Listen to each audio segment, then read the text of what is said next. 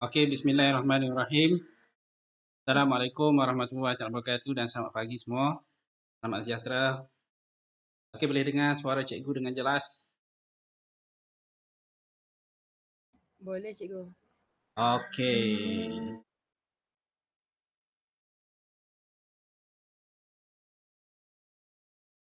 Okey, setakat ni kehadiran kita 20. Okey, 20 orang. 20 orang. Kita akan sambung. Okey, kita akan sambung dengan jangan soalan.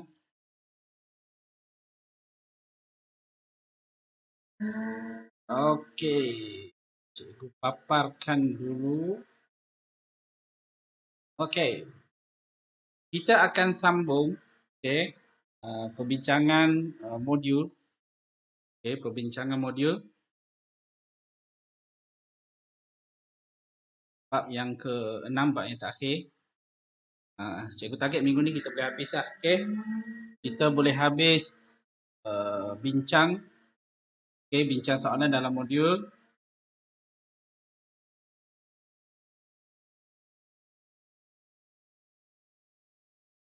satu orang, tak ramai lagi.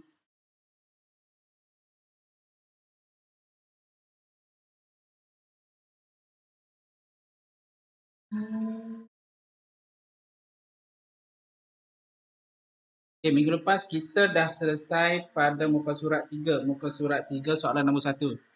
Nombor 1 muka surat 3. Muka surat 3. Okey, kejap. Okay. Setting dulu. Okay. Setting dulu. Okay. Kita tengok sikit nota. Okay, kita masih daripada subtopik 6.1 perbiasan cahaya. Jadi perbiasan cahaya, kita tengok kat sini kita ada formula. Kita ada formula. Okay, ada formula bagi indeks biasan. Okay, formula bagi indeks biasan. Indeks biasan. Okay, kita ada 4 sini. Di lari ni format ni. Lari. Okay, tak apa. Okay, N ni indeks biasan. Jadi dekat sini kita ada 4 formula. Okay, kita ada 4 formula. Jadi formula yang pertama, okay, N sama dengan sin I bahagi dengan sin R. N sama dengan sin I, okay, bahagi dengan sin R. Okay, yang mana I itu merujuk kepada sudut tuju. Okay, I itu sudut tuju. Sudut tuju ni tengok depan I. Ini tuju. Okay, sudut tuju. Sudut dia dekat mana? Dekat sini. Jangan tertukar. Okay, ini adalah sudut tuju. Okay, I, sudut tuju. Okay, kenapa gementar ni? Okay, itu sudut tuju. Okay, sudut tuju. Kemudian R ni adalah sudut pembiasan. Okay, sudut pembiasan. Pembiasan ni, ni selepas ini. Okay, dekat sini. Okay, dekat atas ni. Okay. Ni dekat sini. Jadi sudut tuju adalah dekat sini. R. Okay. Ni sudut dulu lah. Kat sini, bukan kat sini dan bukan dekat sini. Okay. Mesti dekat ni. Ni cikgu color ni. Okay. Sudut tuju dan sudut pembiasan. Sama sini anak panah dekat sini. Jadi sudut tuju dekat sini. Okay. Sudut tuju dekat situ. Sudut pembiasan adalah dekat sini. Okay. Ni R. Okay. Ini I. Itu R. Okay. Kalau untuk yang ini pula, kalau kita tengok ni, okay, tuju dia, sinar tuju. Okay, sinar tuju. Okay, sinar tuju dia adalah 90 darjah. Sama dengan garisan putus-putus. Garisan putus-putus ni adalah garis normal. Okay, garis normal sama. Kalau sama, okay, dia tidak ada pembiasan. Dia tak ada, itulah, tak ada terpesong. Okay, terpesong tu dia tak ada. Dia hanya pergi straight saja. Okay, straight saja dia pergi. Maksudnya atas garisan ni lah.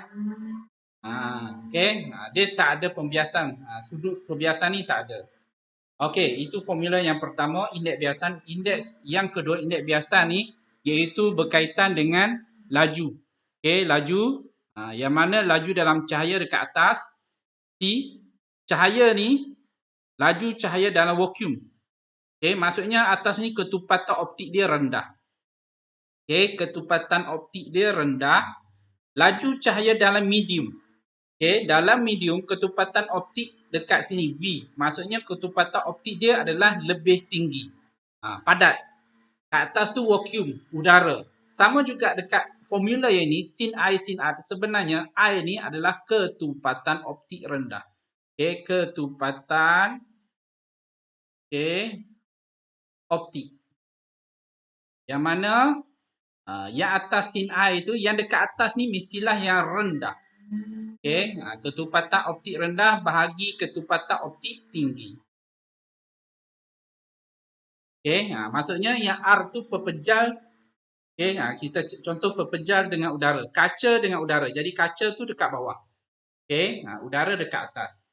Okey, formula pertama, lepas tu formula yang kedua. Okey, kemudian kita pergi formula yang ketiga.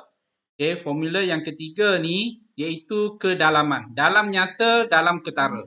Jadi N sama dengan D besar nyata bahagi dengan D kecil. Okey, ketara.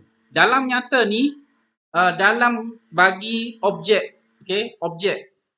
Objek itu maksudnya yang real lah, yang sebenar. Okey, dalam ketara ni image yang terbentuk. Okey, yang kita nampak. Kita letak shilling dalam air, dalam gelas, kita akan nampak shilling. Okey, kita tengok daripada atas, kita akan nampak shilling. Padahal yang kita nampak tu adalah image. Okey, image. Jadi dekat sini kita boleh cari juga indeks biasan. Okey, formula yang ketiga. Okey, formula yang keempat, indeks biasan juga. Okey, tapi satu bagi sin C. C ni adalah sudut genting. Okey, sudut genting ni maksud dia adalah sudut tuju. Dia sebenarnya sudut tuju ni, sudut genting ni, dia sudut tuju. Tapi syarat dia sudut tuju ni, dia mesti berlaku mana sudut pembiasan dia adalah 90 darjah. Baru sudut tuju ni kita boleh declare sebagai sudut genting. Okey. C ni sebenarnya adalah sudut tuju. Yang mana pembiasan tu adalah 90 darjah. Sudut pembiasan adalah 90 darjah. Jadi sudut tuju tu baru kita boleh namakan dia sebagai sudut genting. Sudut genting. Jadi formula dia N sama dengan 1 per sin C. 1 ni sebenarnya sin 90. Sin 90. Sin 90 sama dengan 1. Sudut pembiasan. Sudut pembiasan. Kalau tak siapa tak faham macam mana dia dapat ni, bagi tahu. Cikgu tunjuk, boleh tunjuk. Macam mana dia boleh dapat ni 1 per sin C. Formula ni sebenarnya asal daripada sini. I adalah dekat bawah ni. Dia sebenarnya ni ketupatan optik tinggi kan, optik rendah. Yang mana pantulan ni berlaku dalam medium yang berketupatan optik tinggi. Pantulan ni berlaku contohnya dalam kaca. Jadi berlaku dalam ketupatan optik tinggi. Sama juga yang kita nampak warna pelangi-pelangi itu sebenarnya terbentuk daripada titisan-titisan air. Titisan air banding dengan udara, titisan air itu ketupatan optik dia adalah lebih tinggi. Jadi formula untuk kita dapatkan formula keempat sebenarnya datang daripada formula yang pertama. Sin I bahagi sin R. Siapa yang tak faham, cikgu boleh tunjukkan macam mana dia boleh dapatkan 1 bahagi sin C. Jadi kita dah pergi. Ini kita dah bincang pun pada minggu lepas. Okey, jadi kita akan sambung. Soalan nombor 1 pun kita dah bincang pada minggu lepas. Jadi hari ini kita akan sambung. Ya, cikgu nak semak recording berjalan tak? Okey, jalan recording.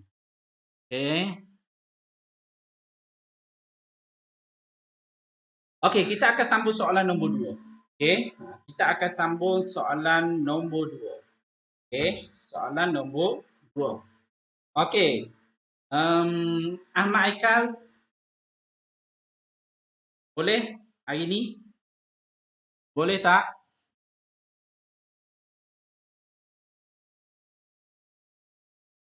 Kita pergi pada soalan A.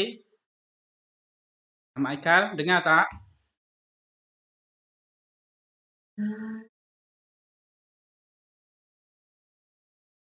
Ahmad Aikal. Ahmad Aikal Afiq.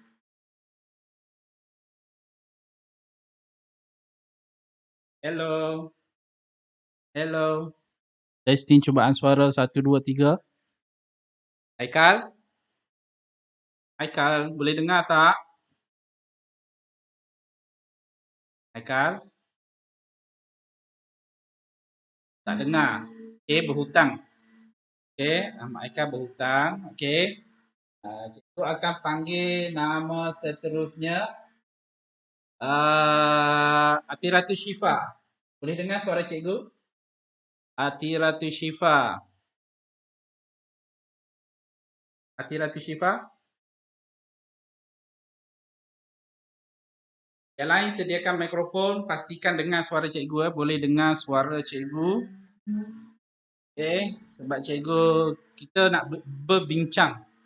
Okey, jadi nak berbincang ni nak dengarlah suara kan. Okey. Atiratu Syifa.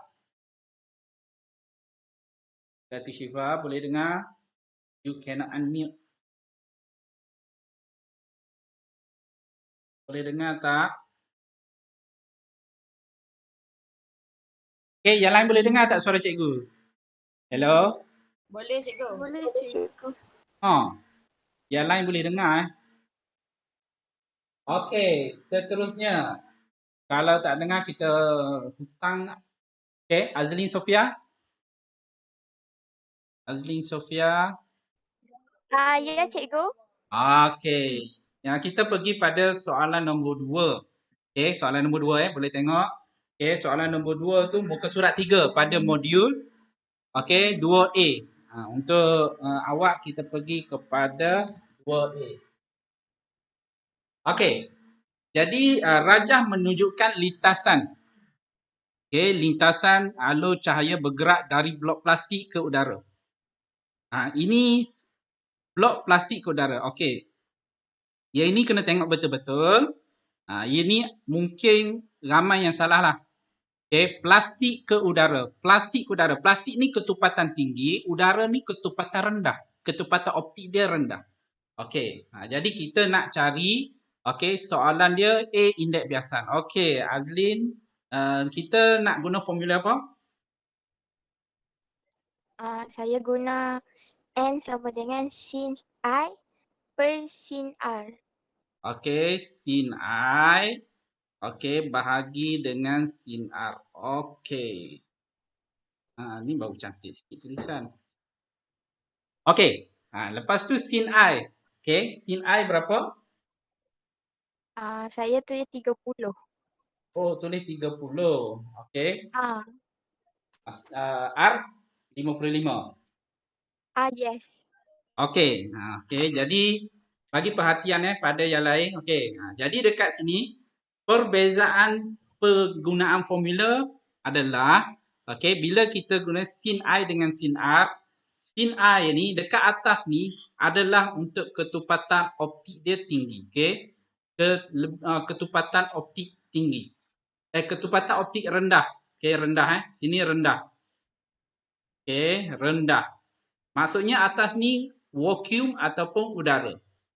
Okey, vacuum ataupun udara. Yang bawah pula adalah ketupatan optik dia tinggi. Dalam medium ketupatan optik tinggi. Ataupun contohnya adalah kaca. Okey, kaca ataupun kita panggil medium apa-apalah, plastik. Okey. Ataupun apa-apa sahaja yang ketupatan optik dia tinggi. Jadi penggunaan formula ni dia bawah adalah ketupatan optik tinggi, atas adalah rendah. Dalam soalan yang ini, plastik ke udara. Kita tengok sini I. Okey, kita akan buat sini I, sini R. Okey, jadi bila keadaan macam ni kita kena tukar.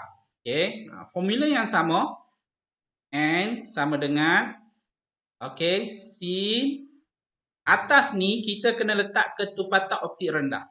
Okey, ketupatan optik rendah. So rendahnya adalah udara. So, atas ni kita letak sin 55. Okay, 55. Yang bawah kita letak sin 30. Okay, sin 30. Macam tu. 55 duduk atas, bawah 30. Kenapa? Sebab atas tu adalah untuk sudut bagi medium yang berketupatan optik rendah. Ataupun kita panggil kawasan vacuum ataupun udara yang dekat atas. Dia jadi terbalik.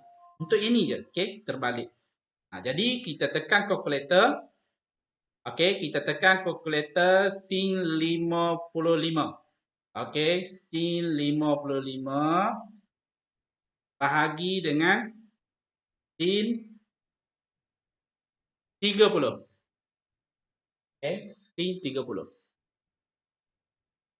Tekan kalkulator kita dapat, dekat sini kita dapat indeks pembiasan dia 1.6383 tu kan.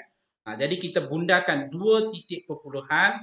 Jadi kita bundakan N, kita dapat N sama dengan 1.64. Boleh Azlin? Azlin Sofia boleh? Boleh cikgu. Yang lain macam mana? Boleh? Boleh faham? Perbezaan dia dekat sini je. Kalau tengok sudut tuju mana, sudut pembiasan dekat mana. Lepas tu tengok medium yang mana ketupatan optik dia lebih rendah. Jadi kita angle tu kita kena letak atas. Sudut tu kena letak atas. Terima kasih Azlin Sofia. Kita akan pergi kepada soalan 2B. Soalan 2B. Soalan 2B seterusnya. Seterusnya Nur Zulaikha Fatin. Ada? Zulaikha Fatin.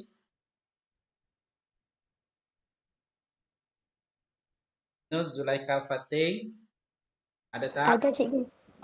Boleh kita pergi pada soalan nombor 2. Boleh? Boleh. Laju cahaya dalam plastik. Formula apa yang kita nak guna? N sama dengan C bahagi V.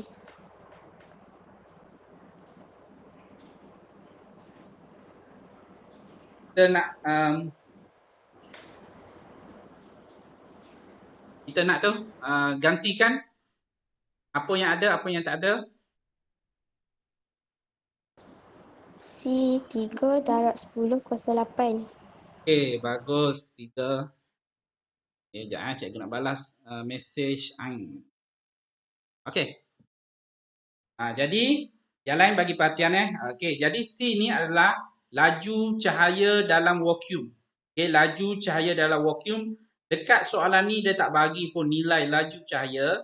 Jangan risau, dalam peperiksaan nanti setiap soalan sama ada objektif ataupun subjektif akan diberikan. Akan diberikan nilai laju cahaya. Kalau laju cahaya memang dia sama C, iaitu sama dengan 3 darab 10 kuasa 8 meter per saat. Ini diberikan. Tak payah ingat, tak apa.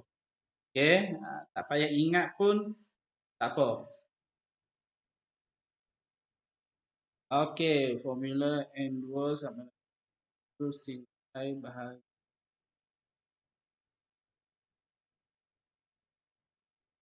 Syahira kejap lagi cikgu tu tengok soalan. Kita sambung jadi tadi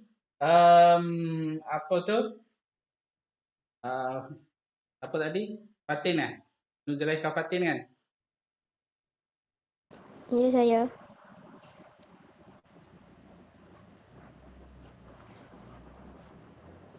Berapa N? 1.64. C adalah 3 darab 10 kuasa 8 bahagi dengan V. Jadi soalan dia laju cahaya dalam plastik. So maksudnya kita nak cari V. Kita tukar tempat duduk saja. V ni kita pergi sana. 1.64 datang sini. Jadi V sama dengan 3 darab 10 kuasa 8 bahagi dengan 1.64.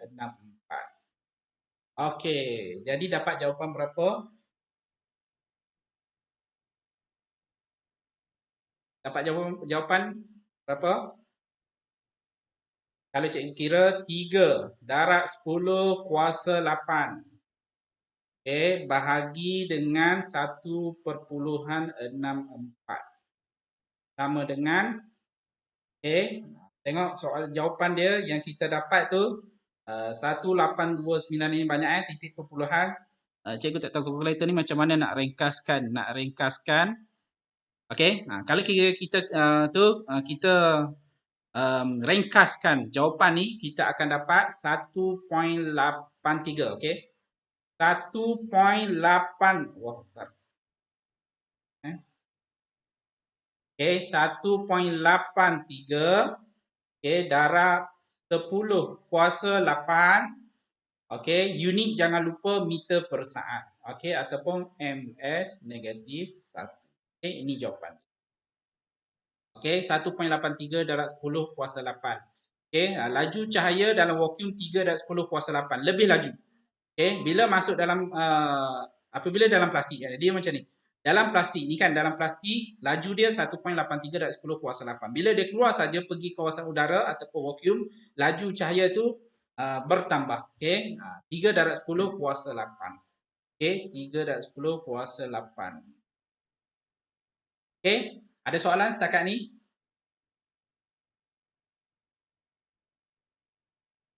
Okey, Syairah. Okey, soalan Syairah, cikgu. A tu, okey, soalan 2A tu, Syairah pakai formula N2, okey, bahagi dengan N1. N2 bahagi dengan N1 yang mana N2 bahagi dengan N1 sama dengan sin 1 bahagi dengan sin 2. Okey, jawapan dapat 1.64 juga. Okey, boleh. Memang itu daripada buku teks. Okey, boleh, tak ada masalah. Cuma jangan tertukar yang mana atas tu mestilah ketepatan optik rendah, bawah ketepatan optik tinggi.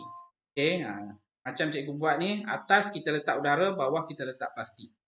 Okey, walaupun sudut tuju dia adalah kalau tengok situ 30. Jadi kita tukar kedudukan. Okey, sin 55 bahagi dengan sin 30. Dalam exam ni kena hati-hati. Kena hati-hati tengok, walaupun kita tahu sudut tuju dekat sini, sudut pembiasan dekat sini, hati-hati kerana kita kena tengok juga ketepatan optik. Okey, ketepatan optik. Okey, kita akan sambung. Okey, terima kasih kepada Zulaikha Fatih. Okey, kita sambung soalan seterusnya. Soalan nombor 3. Okey, soalan nombor 3. Duit shilling diletakkan dalam bikar yang diisi dengan sejenis cecair. Okey, dalam bikar. Dia soalan ni dia pergi kepada page yang seterusnya tu. Okey, page yang seterusnya. Apabila cecair itu diisi dalam bekas sehingga ketinggian 20 cm. Okey, ketinggian cecair itu, air itu adalah 20 cm. Okey, 20 cm. Ketinggian dia adalah 20 cm. Okey, image duit shilling tu adalah 15 cm. Okey, image adalah 15 cm. Apakah, bukan apakah, apakah ke dalam image itu, kita nak cari image. Jika bekas itu setinggi 25 cm. Sekarang ni kita ada dua keadaan. Okey, kita ada dua keadaan. Okey, kita pergi kepada gambar rajah dia. Okey, gambar rajah. Okey. Jadi soalan dia kata, pada kita ada dua situasi. Situasi yang pertama, bila letak cecair itu, kedalaman cecair itu 20 cm. Inilah situasi yang pertama. Okey, situasi yang pertama 12 cm. Cecair itu adalah 20 cm. Tetapi image dia adalah 15 cm. Okey. Ini situasi yang pertama. Situasi yang kedua, situasi yang pertama, kita buatlah. Situasi yang pertama, dalam nyata dia adalah 20. Okey, 20 cm. Dalam ketara, Dalam nyata ni sebenarnya adalah daripada dasar sehingga kepada permukaan. Dalam nyata. Objek ni kalau kita letak dalam air, dia tenggelam. Objek yang berat lah. Okay, dia tenggelam sampai ke dasar. Jadi daripada dasar sehingga ke permukaan, itu adalah nyata. Itu yang sebenar. 20 cm. Okay. Lepas tu image yang terbentuk dekat sini. Iaitu pada kedalaman 15 cm. Okay. 15 cm. Itu situasi yang pertama. Situasi yang kedua, okay, dia bagi tahu daripada soalan tu, okay, kedalaman image jika bekas tu setinggi 25 cm. Dia tambah lagi cecair ni, yang mana dalam nyata dia adalah 25 cm. Okay, 25 cm. Jadi soalan dia nak kita cari kedalaman image bagi situasi yang kedua. Itu maksud soalan. Jadi bila kita baca soalan tu, kita kena cuba faham apa maksud soalan tersebut. Okay, daripada sini kita akan gunakan satu formula. Okay, jadi kehadiran 26. 26. Tahniah, seorang je tak ada. Okay, Ahmad Aika Afiq bin Rizal. Boleh dengar suara cikgu lelaki ni, tak ada wakil lagi ni. Ahmad Aika Afiq. Izzat Danish. Izzat, kena ada lelaki juga ni. Minggu lepas pun. Ya, cikgu. Wah, baru dengar suara lelaki. Dengar suara cikgu je. Okey, boleh kita teruskan pada soalan yang ni? InsyaAllah. InsyaAllah. Okey. Jadi formula apa yang kita nak guna? N sama dengan D besar bahagi D kecil. Okey, jadi untuk yang ini kita guna formula sama dengan D besar bahagi D kecil kan? Ya. Okey, betul. Okey, jadi untuk selesaikan soalan ni macam mana? Menggunakan formula yang Buat persamaan serentak ke? persamaan serentak. Okey, boleh juga persamaan serentak, boleh. Selain itu ada Izzat buat itu kan? Dapat jawapan berapa? 18.8. Okey, betul 18.8 tu betul lah. Okey, jadi cara Izzat buat, dia buat persamaan serentak. Okey, persamaan serentak okey, tak ada masalah.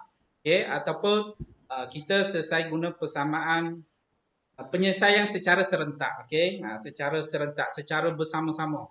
Okey, kalau persamaan secara serentak, okey, kita masukkan satu-satu. Okey, sebenarnya dekat sini, okey, contoh cikgu buat dulu pengiraan N sama dengan ni N1. Okay, N1 sama dengan 20 bahagi dengan 15. Dapat berapa ni? 1.33. 1.33.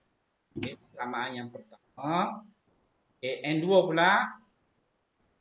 Okay, sama dengan 25 bahagi dengan D. Persamaan yang kedua. Okay. Sebenarnya ni, sekejap. Cikgu padamkanlah ni 1, 2 ni. Boleh bezakan. Okey, jadi kalau kita guna kaedah persamaan serentak, persamaan 1 N sama dengan 1.33, yang kedua N sama dengan 25 bahagi dengan D. Kita tak boleh nak selesaikan sebab kita tak ada nilai N dan tidak ada nilai D. Jadi kalau secara serentak, kita masukkan persamaan 2, kita masukkan ke dalam persamaan 1. Nak masukkan macam mana? Kita tengok ni N. Sini pun N. Okey, jadi N dekat atas ni kita gantikan dengan yang ini. Okey, jadi kita teruskan 25, kita gantikan yang N tu bahagi dengan D, kita gantikan yang dekat sini, dekat persamaan yang pertama. Sama dengan 1.33. Okey. Sama dengan, kita tukar tempat duduk saja, ni 25 bahagi D. Bahagi. Bila D ni kita pindahkan ke sebelah sana, okay, dia jadi darab. 1.33 darab D. Lepas tu 1.3 hubungan dengan D adalah darab, kita pindahkan ke sebelah kiri, dia jadi bahagi balik. Jadi cikgu terbalikkan dia. Okay, 25 bahagi dengan 1.33. Okay, yang ini Izzat dapat 18.8 Betul? Ya, cikgu. Okay, 18.75 lah.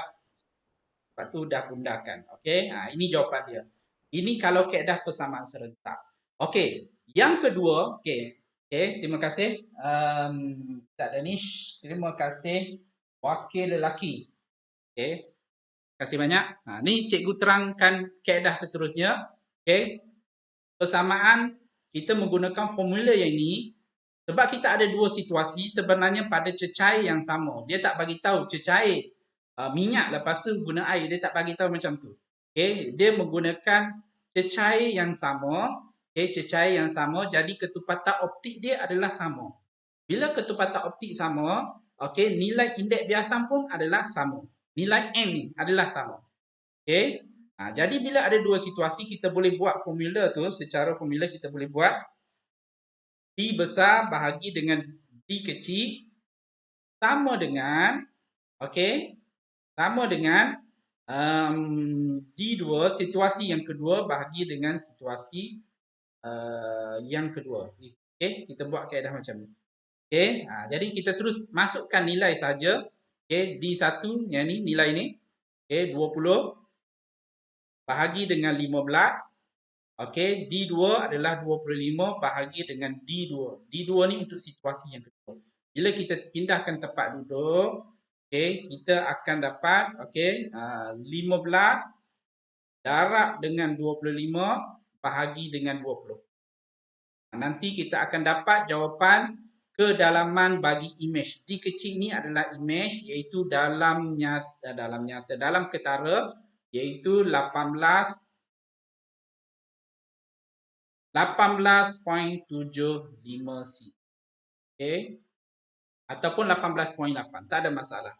Ada nilai dan ada unit. Unit dia adalah sentimeter. Sebab daripada soalan dia guna cm. Jadi jawapan kita pun kita guna cm. Okey. Boleh? Boleh semua? Jun, cantik.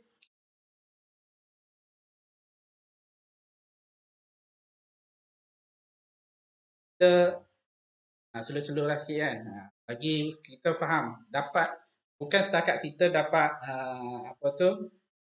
knowledge daripada bab yang ke-6, kita juga dapat kemahiran mengira, kemahiran pengiraan. Sebab fizik ni dia bukan fakta semata-mata tetapi ada pengiraan.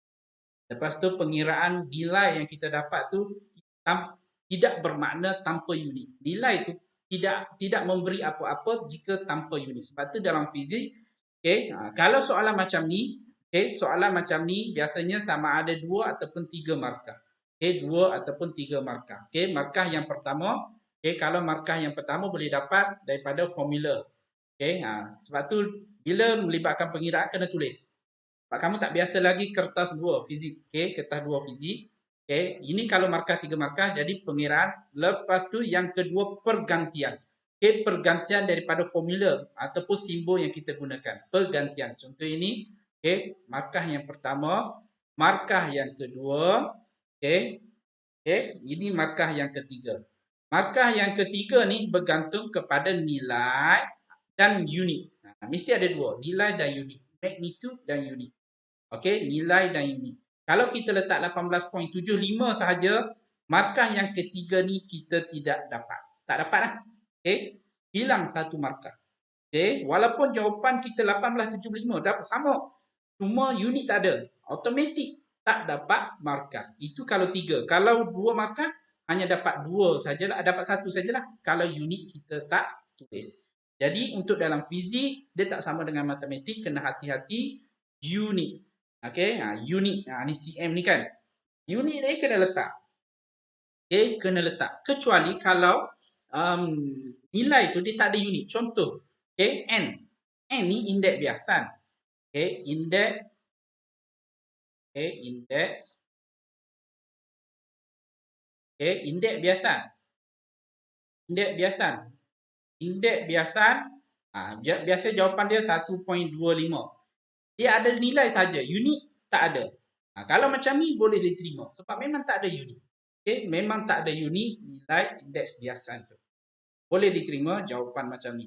Tapi yang lain setiap pengiraan fizik, okey, mesti ada unit. Ada nilai dan ada unit. Barulah jawapan tu diterima. Okey, itu dalam. Okey, jadi kita sambung. Okey, kita teruskan pada soalan seterusnya. Okey. Muka surat berapa ni? Muka surat 5. Okey, muka surat 5. Muka surat 5. Okey, kalau ada soalan boleh tanya. Okey, muka surat 5. Okey. Ini fokus dia dalam soalan bukan setakat pengiraan lukisan. Okey, rajah sinar untuk dalam nyata. Ni. Dalam nyata dalam ketara. Kita dah buat pengiraan. Okey, kita dah buat pengiraan dalam nyata dalam ketara iaitu N sama dengan indeks biasa sama dengan D besar bahagi dengan D kecil. Okey, yang mana ni adalah nyata. Okey, nyata. Okey, nyata.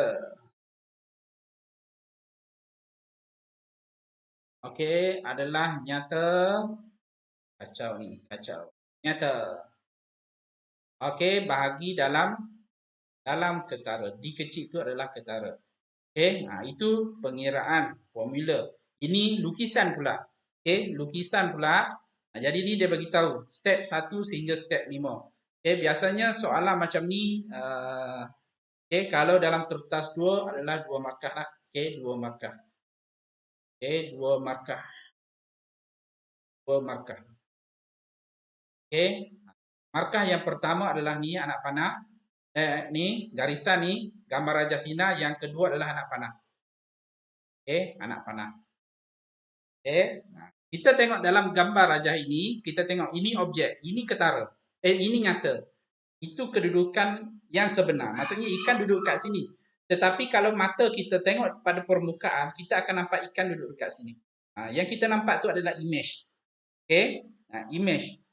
Kalau pemburu contohnya dia guna pemanah ke, dia nak panah ikan, dia nak panah ikan ke, nak tembak ikan, dia nampak ikan sini. Kalau dia tembak sini memang tak kena ikan. Okey, memang tak kena. Okey, dia tembak sini sebab dia tembak tu adalah image. Sebenarnya kedudukan ikan sebenar adalah dekat ni, objek. Okey, sebab tu okey, ini fenomena ni berlaku pembiasan. Okey, pembiasan.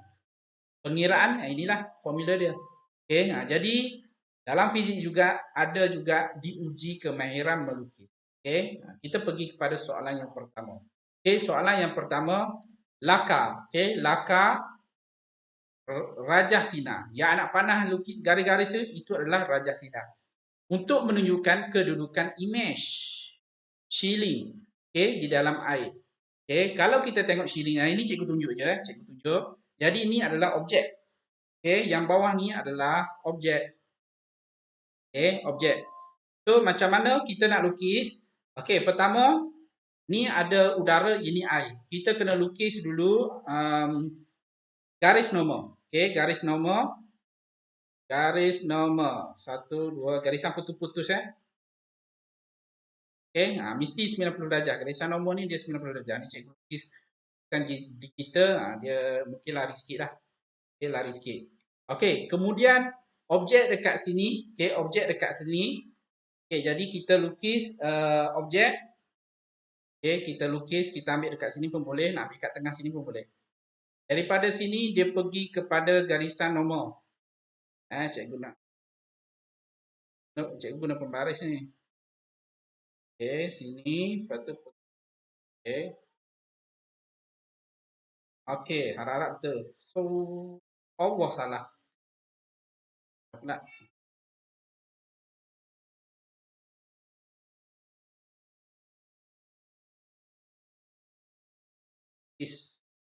Allah salah lagi. Tangan je lah. Cikgu lukis. Oh. Okey. Cantik Okey, tak apa, lukis mata dulu lah, dekat mata tu. Okey, dekat mata ni, mana mata. Okey, dekat sini, pembaris. Okey. Lepas tu, pergi sambung sini. Okey, bolehlah. Okey, daripada mata, seterusnya pergi kepada shilling. Okey, kepada shilling. Okey, image dia adalah dekat atas. Image dia dekat sini. Garisan putus-putus kita lukis image. Okay. Lepas tu kita mula dekat sini lukisan. Jadi sini pun gambar Raja Sinar kita mula. Okay. Garisan putus-putus juga ni. Okay. Sebagai image kita lukis garisan putus-putus. Ni nak lukis ni. Okay. Garisan putus-putus. Okay. Lepas tu anak panah. Macam ni. Lepas tu atas. Okay. Atas. Macam ni. Okay. Ini berlaku pembiasan. Okay. Berlaku pembiasan. Cikgu lukis ni tak berapa cantik. Nanti lukis balik. Jadi yang atas tu adalah image. Ini adalah image. Ini adalah image. Okay. Yang kedua. Okay. Yang kedua. Lakar Raja Sinar untuk menunjukkan kedudukan pemerhati pula. Dalam udara seperti dilihat oleh ikan. Ini ikan tengok kita macam mana. Ini kita tengok ikan. Kita tengok dalam air. Okay. Yang ini pula yang kedua. Ikan tengok kita. Okay. Ikan tengok kita. Macam mana pula ikan tengok kita? Okay. Jadi kita kena buat garisan putus-putus dulu. Cikgu lakar je Lakar saja. Alhamdulillah. Okay. Garisan putus-putus. Garisan putus-putus. Mestilah 90 darjah. Ini adalah garisan normal. Okay. Lepas tu ikan. Daripada mata. Dia pergi kepada dia nampak kita. Okay. Panah mata. Dia tengok. Apa yang dia nampak. Ikan nampak adalah image kita. Okay. Dia akan nampak image. Okay. Image. So, image mata adalah dekat atas ni. Ni image. Nanti lukis bagi elok sikit. Jangan ikut lukisan cikgu. Okay. Okay. Dia macam tu. Ni anak panah ni. Ikan nampak kan? Dia macam ni. Ni ikan. Dia nampak kita, dia nampak yang ni. Ni, dia nampak yang ni. Sama juga, kalau kita tengok dalam air, kita akan nampak image. Bukan kita nampak objek, kita nampak image. Sama juga ikan, bila dia duduk dalam air, dia nampak image. Dia nampak kita dekat atas ni. Padahal kita dekat sini. Okay. Ini pembiasan. Okay. Fenomena pembiasan. Okay, ada soalan untuk soalan yang ni? Ada soalan? Kita nak pergi kepada pantulan dalam penuh. Okay, pantulan dalam penuh. Sama juga. Okay, cikgu tunjuk saja. Nama yang cikgu panggil tadi, cikgu dah catat. Jadi next, nanti dah tak kena lah. Cikgu panggil orang lain pula. Esok setengah jam kita buat kelas Google Meet. Sama juga setengah jam sebab kita perbincangan saja. Okay, perbincangan. Okay, untuk ini, pantulan dalam penuh. Okay, pantulan penuh. Okay, pantulan sinar cahaya di sepadan dua medium. Mesti berlaku pada dua medium. Apabila sudut tuju dalam medium yang berketupatan optik tinggi, lebih tinggi. Okay, adalah lebih besar daripada sudut genting. Nak kena faham sudut genting pula. Apa maksud sudut genting? Okay, sudut genting ni sebenarnya adalah sudut tuju. Sudut tuju. Okay, yang mana sudut tuju tu dalam medium berketupatan optik tinggi. Tengok gambar rajah dekat bawah, udara dengan kaca. Ini ketupatan optik tinggi yang dekat bawah ni semua. Okay. Jadi sudut genting ni sudut tuju. Kalau sudut tuju ni sudut tuju. Ni sudut tuju. Cikgu label ni. Ini adalah sudut tuju. Okay. Sudut tuju. Okay. Yang mana dalam medium berketupatan optik yang rendah. Ni dia nak bagi tahu sudut biasan ni. Sudut pembiasan dia dalam ketupatan optik rendah dekat udara. Okay, adalah 90. Ini syarat dia. Sudut genting. Kita tengok situasi. Sebenarnya kena lukis ni. Okay, situasi yang pertama. Okay, situasi yang pertama. Sudut tuju ni adalah ni. Dekat 30. Okay, berlaku pembiasan. Okay, pembiasan dia pergi kawasan udara. Jadi dia menjauhi garis normal. Okay, dia macam ni lah. Okay, yang pertama. Ini pembiasan. Ini sudut pembiasan . Yang kedua. Makin besar air sama dengan 40. Sama juga. Dia semakin menjauhi garis normal. Ini jangan putus . Jangan putus. Semakin menjauhi. Lebih besar sudut dia. Dia menjauhi daripada garis normal. Ini adalah garis normal. Okay. I sama dengan 50. Diberi sudut genting ialah 50. Dekat sini sudut genting dia dah bagi tahu sudut dia adalah 50. Jadi pada dekat sini, okey, dekat sini ni I sama dengan 50 ni, I ni 7.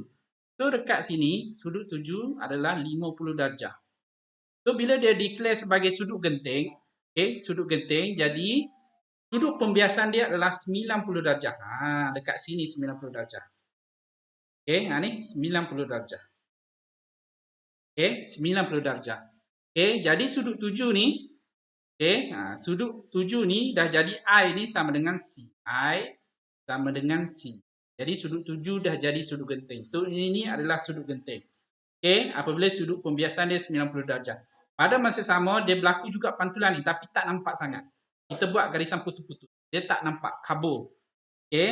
Jadi pantulan dalam penuh tu dia akan berlaku apabila sudut 7 lebih besar daripada sudut genting.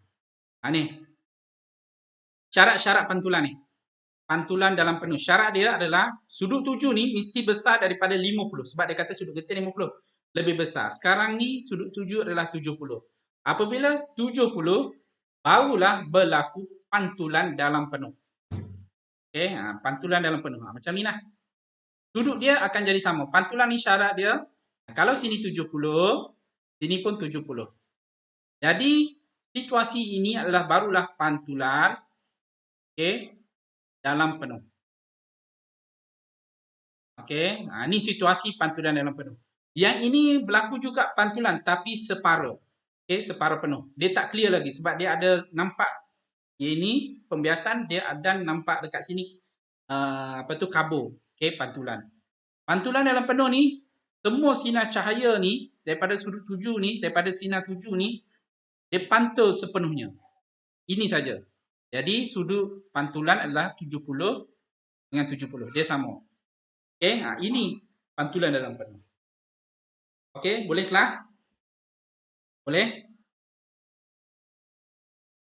Kalau boleh, kita Boleh cikgu. kita ada simbol raise hand. Siapa boleh raise hand now? Tekan ni. Macam tu. Ya, betul. Baru cikgu nampak. Terus.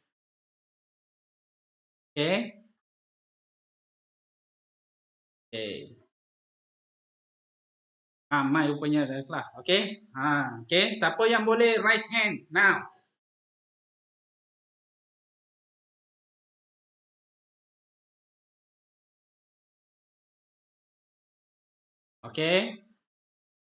Lagi.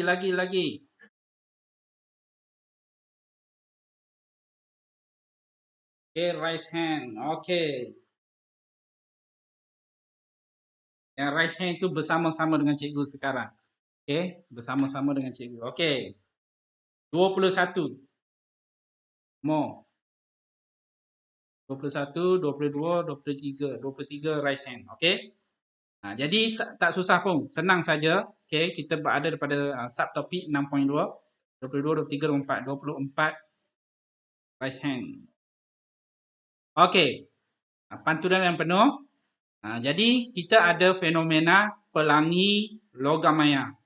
Logam maya ni lebih cuba keluar waktu tengah hari pukul 12, pukul 1 yang mana matahari terpacak ataupun matahari panas. Cuba pergi jalan yang lurus, cuba tengok pada jalan sepatutnya kita nampak jalan tar je sehingga ke hujung. Tetapi kita akan nampak pada jalan tar tu kita nampak macam ada air. Macam ada air, lepas tu dia macam air, macam beralun saja. Itulah logam maya. Logam maya. Pelangi ni memang semua cikgu rasa yakin semua boleh nampak pelangi. Bila ada titisan, bila hujan renyai-renyai, terbentuk pelangi. Ada 7 warna pelangi. 7 warna pelangi sebenarnya adalah daripada white light, daripada cahaya putih. Lepas tu daripada cahaya putih dia pisahkan cahaya. Jadi kita akan sambung kelas pada esok. Kita sambung pada soalan seterusnya. Jadi untuk hari ini mohon isi kehadiran. Mana kehadiran ni? No. Kehadiran.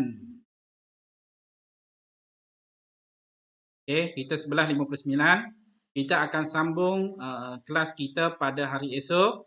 Sebelum left ataupun keluar daripada kelas kita pada hari ini, mohon isi kehadiran pada ruangan chatting. Cikgu ada masuk pautan link kehadiran untuk kelas 4 STEM.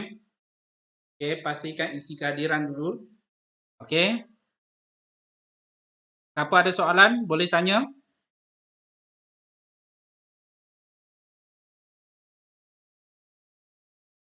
Cikgu Asmiah dah masukkan isi kehadiran. Okey, kelas secara offline. Okey, isi kehadiran pada hari ini.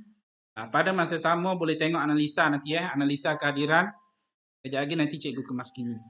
Okey. Siapa ada soalan boleh tanya. Tak ada soalan, setakat itu saja kelas kita hari ini. Terima kasih banyak-banyak semua. Kita jumpa lagi esok pukul 11 sampai 11.30, setengah jam sahaja. Okey. Terima kasih cikgu. Okey, sama-sama.